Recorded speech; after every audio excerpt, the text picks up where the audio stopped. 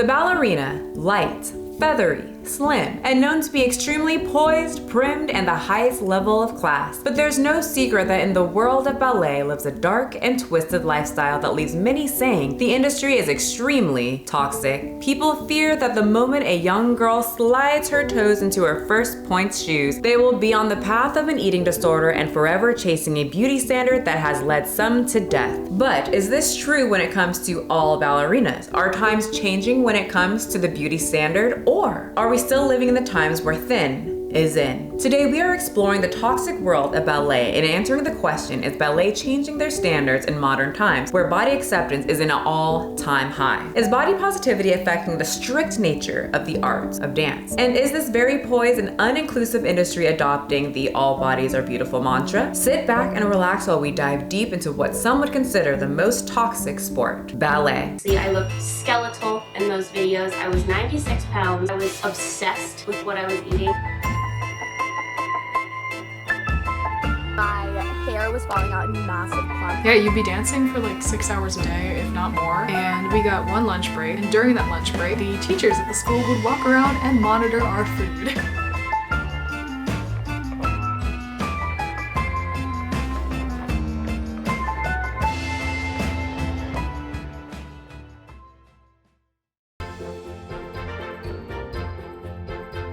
Ballet is a very structured dance originated back into the Italian Renaissance courts of the 15th and 16th centuries and spread from Italy to France. Ballet became entertainment for people who had money. In fact, they dictated what was appropriate when it came to ballet because the royals, well, they funded it. Literature and music used in ballets were created primarily to entertain the aristocrats of the time. Catherine de Medici and Balthazar, all right, we know damn well I'm not gonna say this name right. We're gonna put this on the screen and you guys can pronounce it whatever way that you want. But they were responsible for presenting the first court ballet ever to apply the principles of Baif's Academy by integrating poetry, dance, and music and set design to convey a unified dramatic storyline. So pretty much the early organization, the development of court ballet was funded, influenced, and produced by the aristocrats of the time. Aristocrats were the superiors, you know, they were the nobles. And controlling the art of ballet fulfilled both their personal entertainment and also their political propaganda need. They got everything done at the same time. As you can imagine, ballet has changed since the 15th and 16th century when it comes to outfits,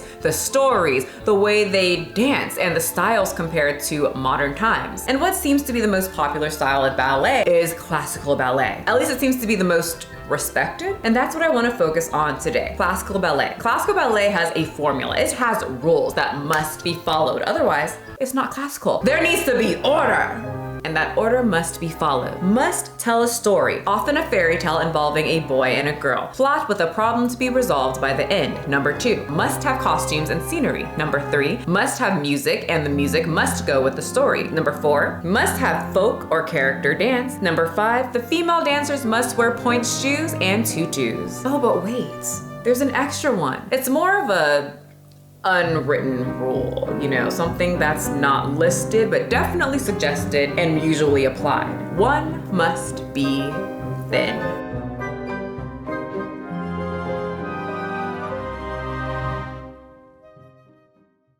In the 19th century, the body standard for what is beautiful and acceptable for a ballerina was very different than what you are probably used to. Curvy women were more accepted and were not expected or really even wanted to have toned legs or even being thin. Back then, thinness kind of meant, well, it did mean you were sickly and poor. You know what that. The dresses and costumes were loose and not as close fitting to the body, unlike leotards today. So what happened? I've always looked at ballerinas as very thin, super frail, you know, like as light as a feather. Well, George Balanchine was what happened. Balanchine was one of the most influential choreographers in the 20th century, and his specific choreography was made more for the slim and light ballerinas. Many of his choreography had the woman being thrown and had her jumping and being lifted and just spin, and the men having to catch them. And these beautiful, effortless looking moves became very popular among many. And as you know, if you're having a good response from your audience, you just keep going with it. And logically, it is easier to throw a petite, small woman than a woman with more body. Through the years, as the clothing got shorter, tighter, and more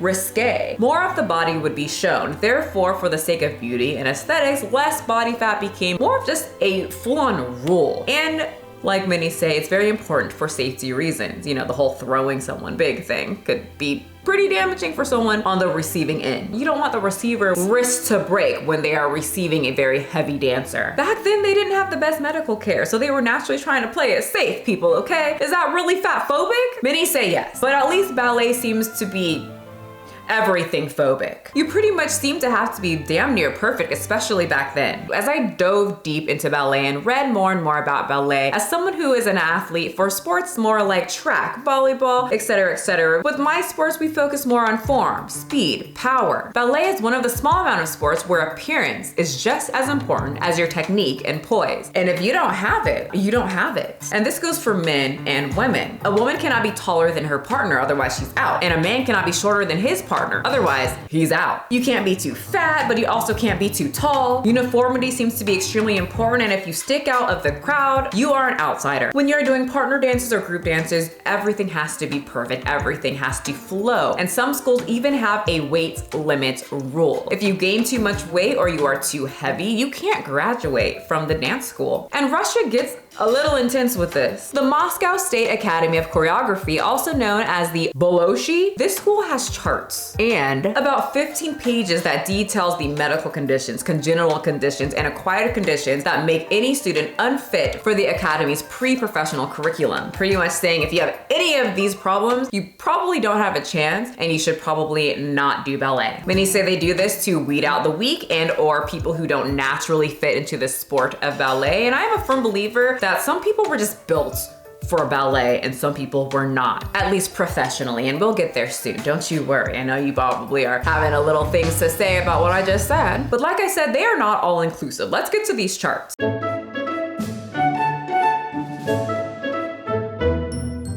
A girl who is 160 centimeters, aka 5'2.5", me, should weigh 39.6 kilograms, a whopping 87 pounds. That is, I'm almost double that? That's really tiny. A girl who is 174 centimeters, 5'7", must weigh 49.8 kilograms, 109.79 pounds. There is also only a tolerance of 1 kilogram that you can gain. Any girl who weighs over 50 kilograms, 110 pounds, is not permitted to participate in pas de deux class. And if you're a foreigner, you are held to even higher standards. So you have to know that according to the chart in the above illustration, the 5'7" Russian girl can weigh up to 109.7 pounds. But according to the chart below, for the foreign female who is 5'7", they can't go above 103.6 pounds. Why?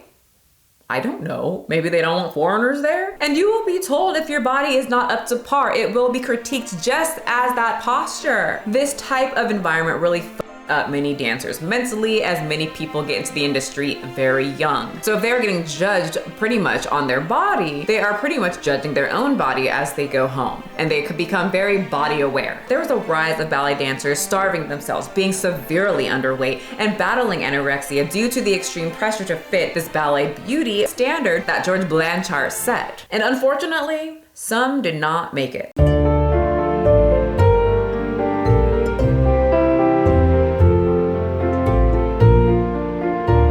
Aesthetic sports. This means this type of sport will not only focus on your performance, but also your outer appearance, and this usually means leanness. Gymnast, dance, swimming are some of the few sports that will also take looks into accountability. When participating in aesthetic sports, it's been said that one has a 20% higher chance of developing some sort of ED. Heidi Noel Gunther would unfortunately be part of that 20% and end in a demise that made many dancing schools start changing their tone when it comes to critiquing bodies. Heidi Noel Gunther was a young San Francisco ballet dancer who had a very promising future when it came to ballet. During a family trip to Disneyland while getting gas, Heidi's mom heard a thud coming from the back seat.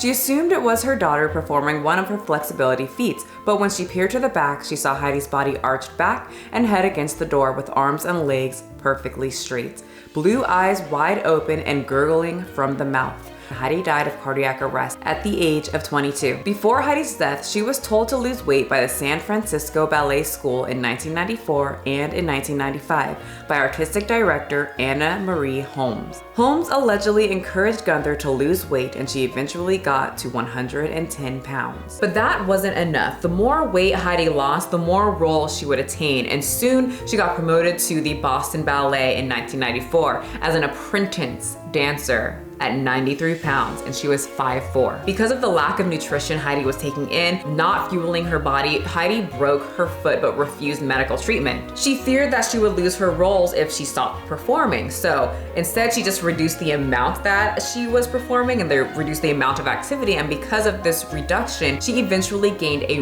whopping 5 pounds. Apparently that's a lot at this time. You guys know the whole 90s thing. They were very thin back then. The Boston Ballet has said they did urge her to not lose any more weight in an evaluation and said the company was worried that she may have an eating disorder. In fact, they were so worried that she might have an eating disorder, they didn't revisit that discussion anymore with her and decided to just keep giving her more roles the thinner she got. That really showed that they cared. Holmes, however, told Gunther before she left for summer vacation starting in June 1995 that if she didn't lose the 5 pounds she gained, she would not gain a contract. They need something to make them feel like an artist.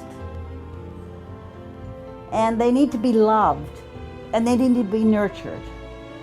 And if they're not loved and nurtured, they're like anything else, they wilt and die. After Heidi's death, a stash of laxatives, herbal diet pills, and even medication to help people lose weight was found in Heidi's possession. Heidi's death was the start of some recognition of the issue in ballet when it comes to the pressure of being thin. Many companies started to treat EDs as top priority. Instantly after the death, many American ballet companies changed their policies or offered extra information about eating disorders. As for the Boston Ballet, they started nutrition counseling, on-site therapists, and wellness seminars to help with the weight control. But did this really stop teachers from making comments to already thin women to get thinner so they can supposedly perform better? Obviously not. But surprisingly, I didn't find an outpouring of stories of ballerinas who died from this specific ED. Before I started reading about this, I thought I would find way more than just one main story and then a few others. So I was thinking, if weight is so important in dance, slim shoulders, no hips. I saw comments even from past instructors saying when you jump, you don't really want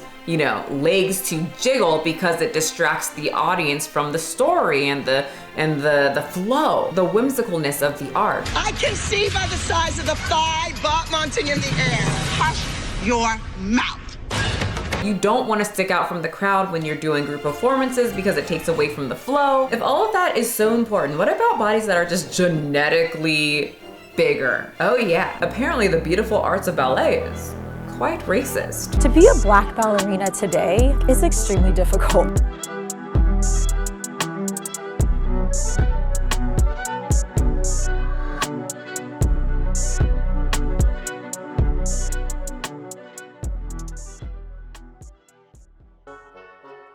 Many people believe that there is no difference when it comes to people on the inside. We all bleed red, or we don't see color. Well, in the ballet world, they most definitely do. And keep in mind, scientifically, black bodies seem to have an increase of bone and muscle mass compared to white people. Back in the day, many black females would have the stereotype that their physiques were more masculine because of the naturally broad shoulders. Many black women also had protruding buttocks, bigger thighs. In fact, there were many attributes as to why blacks were not welcomed in the industry. The feet are just too big, or too flat for the classic line required for ballet. The black people's bone structures are too large. The buttocks protrude way too unattractively. Black dancers tend to rely on instincts rather than on the technique of the classics. The black skin would just destroy the illusion of symmetry of the corps de ballet. Blacks generally don't relate to serious music. They listen to jazz, not the classics. They just can't relate to classical ballet. Black dancers would hardly be capable of identifying with an art that began in 16th century European courts because they're black. This list prevented many blacks to succeed or even get noticed if they were allowed to be even into one of these schools. So the black people took it upon themselves and started various different schools for black dancers. But unfortunately, none of these companies ever achieved wide acceptance, and no black dancer in those tropes ever was able to join a white classically oriented company. Anthony Tudor, a choreographer and the associate director of American Ballet Theater, believes that classic ballet is too tradition bound to accept blacks comfortably. And I quote, "Classic ballet," he declared, "has become known as conventional white ballet. We are so conservative and the public is not yet acclimatized to seeing blacks in ballet." He then goes on to explain what he means. "It's rather like chess pieces, the blacks on one side and the whites on the other. It would be very very strange indeed in chess, and presumably in ballet, to mix the pieces. Oliver Smith, co-director of American Ballet Theater, said, "It's the position of the spine. The carriage of the black dancer is not classic." But I've never looked at the black figure that much. Didn't even look their way. Not even giving them a chance. So pretty much it became a very white person sport, as you physically were not built for it, and many wouldn't give the black dancers attention or like a little bit of a chance anyway. You stuck out in a non-classical way, so why would they even rush to do this if they had no chance? But there was one woman who had good enough arches and slim enough shoulders to be accepted into this very unaccepting ballet world, and her name was Janet Collins. Was an accomplished and acclaimed dancer and choreographer who broke the color lines with the Metropolitan Opera in 1951. When she made her debut as the leading dancer in the Met's production of Ada, she went on to become the first African-American prima ballerina with the Metropolitan Opera. Yes! Yes! Yes! Yes! Anyway, so through the years you had your sprinkles of black ballet dancers, and there's still not very many in modern times, but there are more who are motivating young black women, all 4% of them, and girls to participate in classical ballet, such as Misty Copeland. Misty Copeland was the first African-American female to be promoted to principal dancer with the American Ballet Theater in 75 years. Many blacks still feel that many studios seclude women and men of color, and many black communities are coming up with their own form of ballet, and they're calling it hiplet. My name is Homer Hans Bryant, and I'm the founder of Hiplet and the founder and director of the Chicago Multicultural Dance Center. Homer invented hiplet because he saw a lack of interest when it came to ballet from black children. He wondered, how can he get black children interested in this sport that he absolutely loves? He found himself eventually at this rap concert. Everyone was just dancing and singing and having a really good time, a very good community kind of time. And he said, if only I can bring rap and ballet, the black kids will come to me. And it worked. His idea soared. If you want to get black kids interested in something, just pair it with rap. Snoop Dogg figured that out. You know, we learned that from him with his affirmation rap for children. There's no one better to be than myself. Today is gonna be an amazing day. See? You just rap it and then you live it. You just gravitate towards it. I don't know, it's the black skin or something. I am now gonna have an amazing day. Thanks to Snoop Dogg and whatever the fuck that is. I didn't know he had a little kids show. And many black ballet dancers notice a huge difference in the environment, obviously, than the classical schools that they were going to. I grew up thinking that I couldn't do ballet because of the color of my skin. At my old studio, because I was African American, I was often overlooked until I came to CMDC is when I really learned that there was something off. I'm grateful to Mr. Homer because he's shown me that I can do anything. Many people who are in the dance community and enjoy classical ballet have criticized Homer and are a little irritated about his hiplet. I think some people get mad when they see us doing hiplet. It's not traditional classical ballet. We're ruining ballet. But he makes sure to correct them. No, darling, it's not ballet. It's hiplet. Know the difference. It's how we empower our kids. It's how we empower the world. Hiplet is so freeing and so open. So there's a different culture here. So we've covered the evolution of the black ballet dancer and how it's getting a little bit more inclusive. But with the rise of body acceptance, all-inclusivity, and people want diversity, I was wondering, has there ever been any fat professional ballet dancers? Any obese ballet dancers? No. Short answer. But with the rise of social media, plus-size ballet dancers are getting some well-needed attention from people on Instagram and TikTok. You need to be skinny if you want to dance ballet, especially for a main role. I suggest you lose some weight.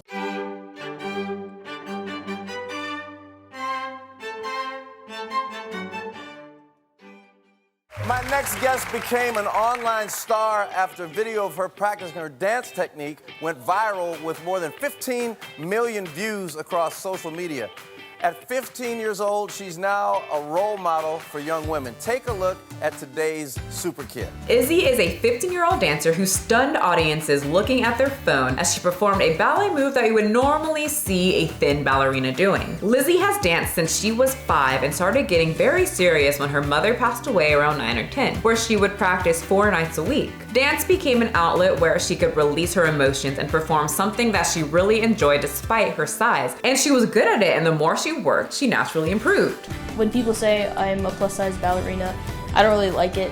If I can do what everybody else can, I don't think I should be in a separate category. Okay, wait. This is very sweet, and she's doing a great job. I really like. I've checked out her TikTok and her Instagram, and she's a very good dancer. But can she do what all the other dancers can do? I watched a few performances and saw girls getting lifted off the ground, girls getting lifted and then flipped over. Can she do that? You know, it might be outdated, but that old dude, George Blanchard, said it's dangerous if you're too big. Does that still hold up? And I'm not too sure how many dancers are watching or if you wanted to critique this, and I have to say, I absolutely hate for those judgmental 1940s freaks to be right. But remember when they were talking about the flow and uniformity and everything needs to look the same for it to kind of just have that whimsical feel? As I watched Lizzie, as cool as it was to see someone of her size doing really cool moves that I usually see very thin people doing, when she was in the group, it just didn't seem to flow like when I watched the other group dancers where everyone had a very slim body type, or at least they had the same body type. I'm guessing in this case it works because Lizzie was the star, but I did seem to look just at her. Like she definitely stuck out. And for me, it wasn't really in a good way. It seemed that because she looked different from everyone else, I would compare her to everybody else, and it seemed that she struggled compared to the slimmer dancers. I also noticed that she normally doesn't do classical ballet group dances, and when I went to her YouTube channel, she does all solo dances. Personally, for me, learning about the industry and the format for classical ballet, I started to question, did those past people have a point? Was it racism? Probably yes, because that was back then, but are they going with just the majority that are there?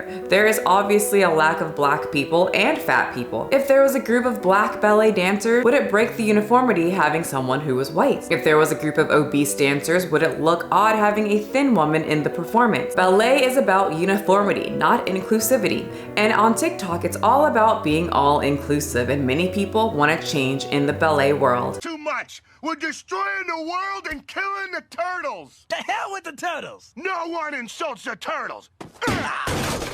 The question is also kind of extended to when did you start experiencing diet culture and like fat phobia?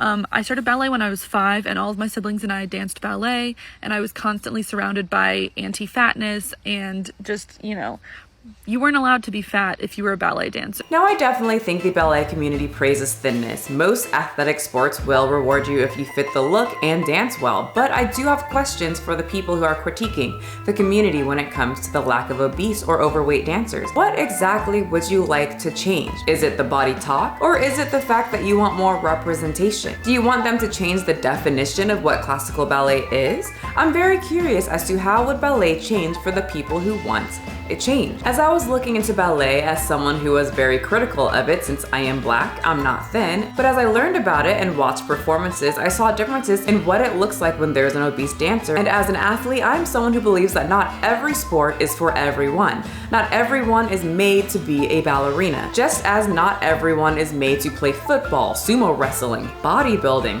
Some people are genetic gifts to certain sports and some are just not. For example, bodybuilding, bikini category. You cannot have striations or be too lean, too big, especially big, bulky legs. I have done quite a few bikini competitions and went all the way down to 108 pounds, and I was still told I was too big. Many hate the bikini category and demand they shift their criteria. And do you know what they said? Your genetics won't let you be great in this sport. You either dangerously diet down even more or find something you can fit in. And very similar to the ballet industry, some people do dangerously diet down to a very severe weight, and others find a category that fits them or find a completely new sport where it's not focused on the body at all. What I'm saying is, you're not meant for everything. Vasquez? Yes, Master Remy. I need you to train me in martial arts ASAP. I am sorry, Master Remy, but I cannot train you. What? Why not? Certain people are not cut out for the martial arts. We all have dreams that will never happen. Forget them and move on. I understand that many of the people on TikTok and anti-ballet forums will speak from experience of that one ballet teacher that said, "You're too fat for ballet," and that's horrible. But no one can stop you from doing ballet. Maybe you can't excel at it or be a pro, but not everyone can be a pro. Plenty of people never are going to be a professional bodybuilder without taking drugs. Is that stopping many muscle mommies out there from lifting weights? No. And I'm sure you visualize ballerinas to be poised, light as a feather, thin, and frail. The last thing you probably think of is athlete. But let me tell you, as someone who thought similar and decided to try a few ballet workouts from ballerinas like Maria Corvera, Ballet Misfits, finding various bar classes on YouTube once I found those to be extremely hard and I have no clue what's going on, and watching documentaries on the training regimen of a ballet dancer, these people are athletes. They can crush me with their legs and smile while doing it. And many professionals are speaking out and saying that they have to fuel their bodies just like any other athlete to perform well in their sport.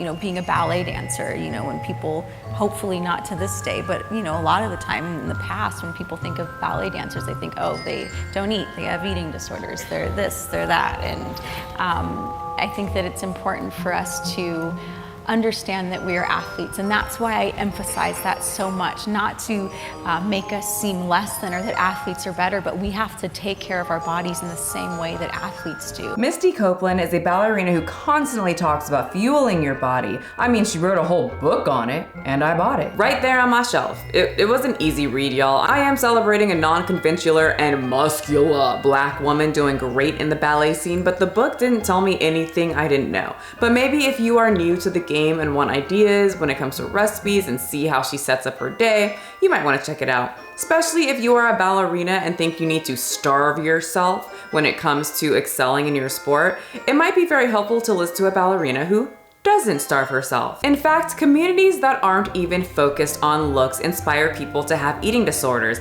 Oh yeah, the long distance community. I didn't find stories of coaches telling runners they need to lose weight or their thighs jiggle too much. Many people in the industry just see people do well in their sport that are thinner. Because if you're light, it's a lot easier to move your body rather than if you were heavy, which is why you see sprinters being a lot bigger than long distance runners. Many people who have these ED tendencies tend to overdo cardio. They enroll in sports such as long distance running that has them doing way more cardio than needed to achieve a physique. In a sport that does not even bring up physiques.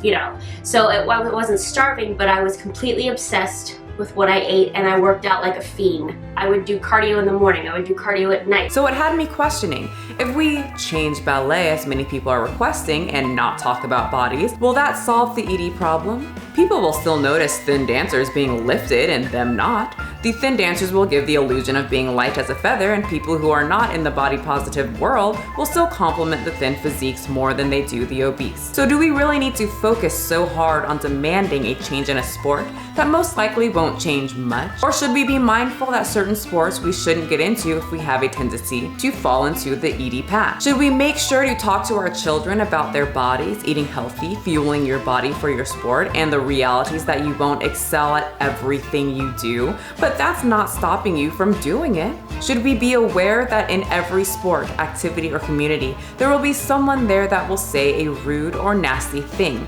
but we shouldn't let that comment have us do unhealthy practices, and we should start really highlighting the athletes that talk about eating healthy, fueling your body, and working hard at your sport. And I would say that from my experience of 15 years as a professional dancer, that it's really, really difficult to actually perform and have a lasting career if you have an eating disorder. Dancer, that it's really, really difficult.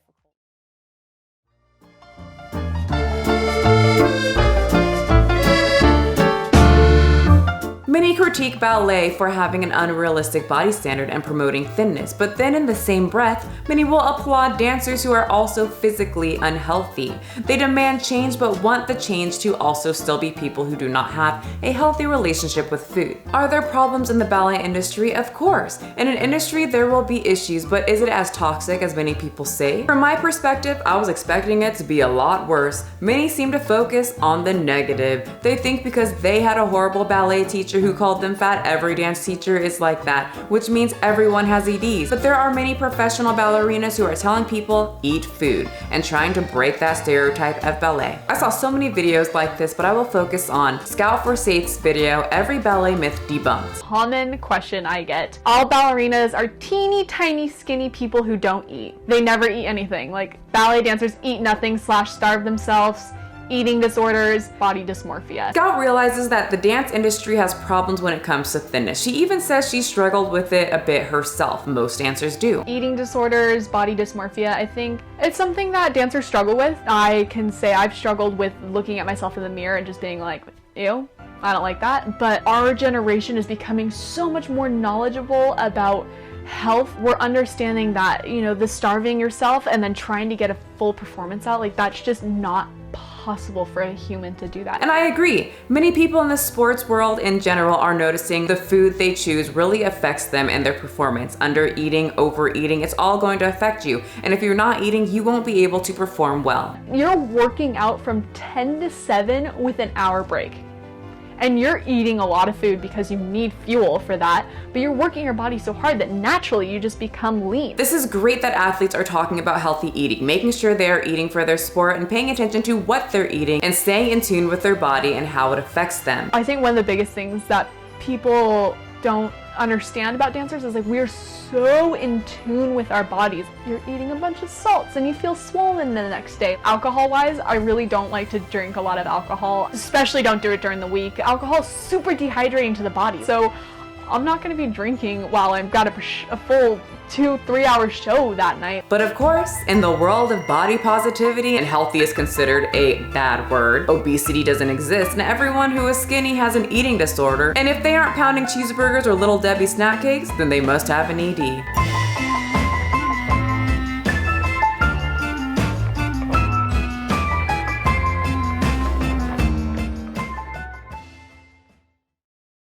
Abby Sharp is adamant about reviewing diets of ballerinas, and she will say things, well, I would be hungry if I ate like that, therefore they most likely are hungry and they have a problem. She doesn't say it like that exactly, but she will give the impression to her obvious certain type of audience who all say that everyone has eating disorders all the time. I feel like fainting just at the thought of attempting a pirouette on just that. The woman Abby was reviewing mentioned that with her soup, depending on the day or how she's feeling, she will have some bread and some farro with it, but today she's just gonna skip out on it because it might be too much wheat for her. And as someone who gets issues from wheat on occasion, depending on just what's going on, I took it as, oh, maybe she doesn't want to be super bloaty because she dances all day. I'm someone who will eat very, very light if my workouts are gonna be explosive. If I'm swimming, running, jumping, you don't want to have big meals or anything that's gonna make you super bloaty because it just affects your performance. But Abby took it as, oh my God, she's an athlete and she's not eating carbs? I have a lot of thoughts.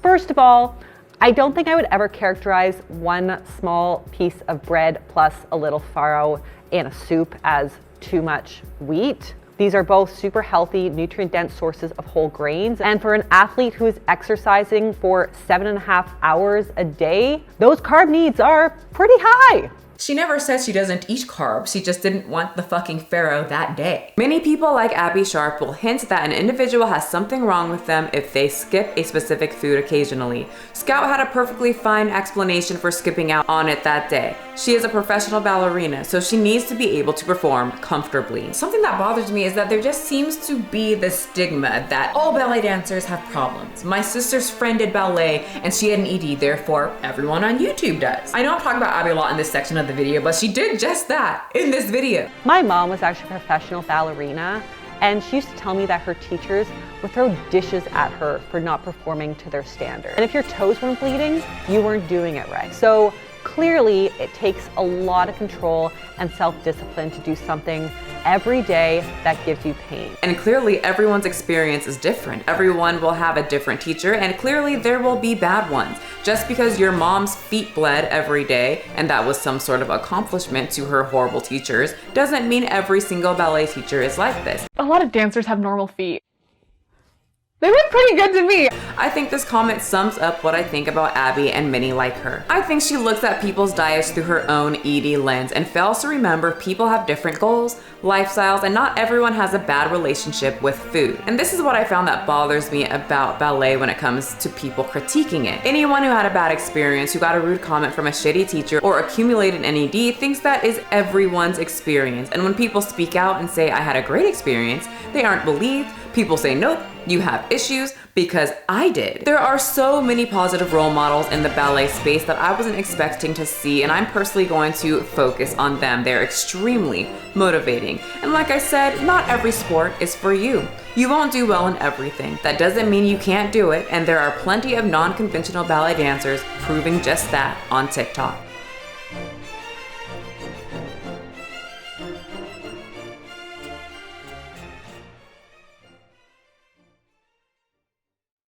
But what do you think? Do you think that the dance world is just everything's bad? The whole community is completely toxic, and if you step your little tootsies into this world, you're going to get an ED? Or do you feel that times are changing for the better, but at the same time, this is an industry that a lot of people that already have some sort of body issues get into, and then it just flares all the way up? You tell me in the comments section. I really enjoyed doing this video. I hope you guys enjoyed watching it and learning about ballet. Remember, you do not have to be a size 2. Having big biceps is great, but not needed to be healthy. And to do ballet, you do not have to be extremely thin. Do y'all want to know something crazy?